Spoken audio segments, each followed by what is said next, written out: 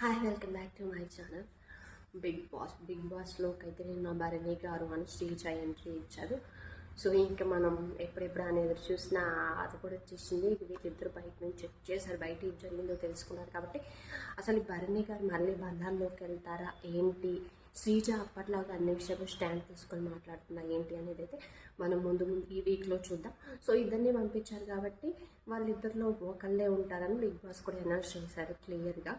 So చూద్దాం, ఈ week ఏమన్నా గేమ్స్ పెట్టి వాళ్ళ సత్తా ఏంటో చూపించిన తర్వాత దాన్ని బట్టి డిసైడ్ అయ్యి హౌస్లో ఒకరు ఉంటారేమో అనుకుంటున్నాను. ఎందుకంటే ఈ వాళ్ళ గేమ్ ఏంటో చూపించే వీక్ 1 వీక్ ఇచ్చారు కాబట్టి సో చూద్దాం అసలు ఎవరు ఉంటారు, వాళ్ళ సత్తా ఏంటి, ఎలా ఉంటారు అనేది.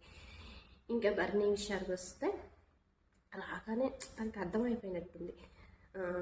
అమ్మాయి దివ్య రాగానే అంటే తనకేం స్ట్రాటజీలో భరణి గారిని అంటే బయట ఏదైతే వచ్చిందో తను ఇన్ఫ్లుయెన్స్ చేసి తన గేమ్ ఎఫెక్ట్ అవ్వటానికి కూడా మనం దివ్య కారణం అనుకున్నాం. కాబట్టి తను వచ్చినప్పుడు ఏదైతే వాళ్ళకి పొజిషన్ ఇచ్చి వాళ్ళ గేమ్ ఎఫెక్ట్ అయ్యేలా చేసిందో భరణి గారి గేమ్, సో దాన్ని బట్టి చూసి ఇచ్చారు. కాబట్టి కొంచెం తనతో నిన్న క్లోజ్గా ఉండట్లేదు అనిపించింది. రాగానే నవ్వుతూ తనుజతో వెల్కమ్ చెప్పారు.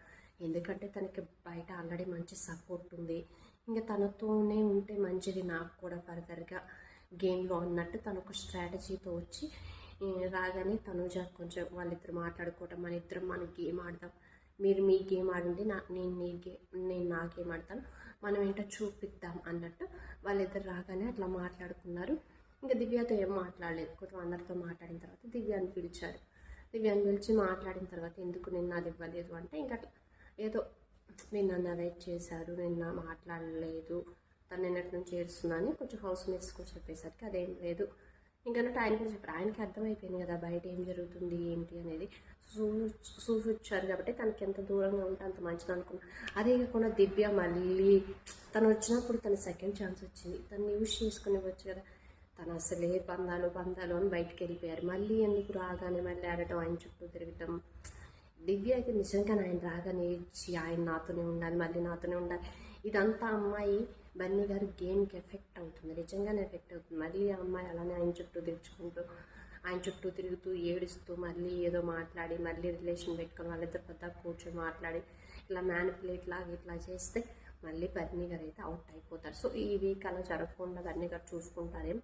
సో అది కాకుండా వీళ్ళకి నిన్నైతే గేమ్స్ పెట్టారు, రెండు టీమ్స్కి డివైడ్ చేసి తనూజ భరణి గారు అని శ్రీజాకి వీళ్ళిద్దరికి గేమ్స్ పెట్టారు. చూద్దాం అసలు ఈ వీక్లో ఏం జరుగుతుంది ముందు